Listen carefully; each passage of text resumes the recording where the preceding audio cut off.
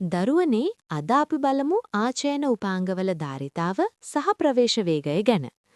ප්‍රශ්නයේ දක්වා තියෙන්නේ ඉහළ සිට පහළට යන විට මතකයේ ධාරිතාව වැඩි වෙනවා. එකම වෙලාවේ ප්‍රවේශ වේගය අඩු වෙනවා.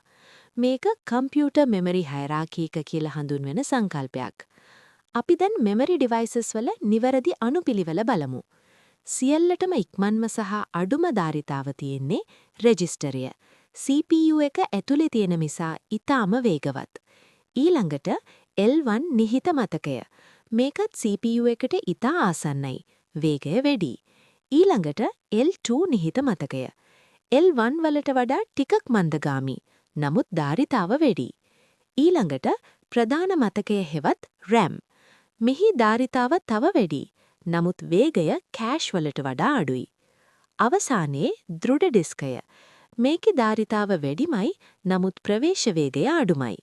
ඒ අනුව ඉහළ සිට පහළට නිවැරදි අනුපිළිවෙල වන්නේ රෙජිස්ටරය, L1 නිහිත මතකය, L2 නිහිත මතකය, ප්‍රධාන මතකය, දෘඩ ඩිස්කය. දෙනාලද පිළිතුරුවලට අනුව මේ අනුපිළිවෙලට ගැලපෙන්නේ අංක 4. එම නිසා නිවැරදි පිළිතුර අංක 4. මතක තියාගන්න. වේගය වැඩි නම් ධාරිතාව අඩුයි. ධාරිතාව වැඩි නම් වේගය අඩුයි.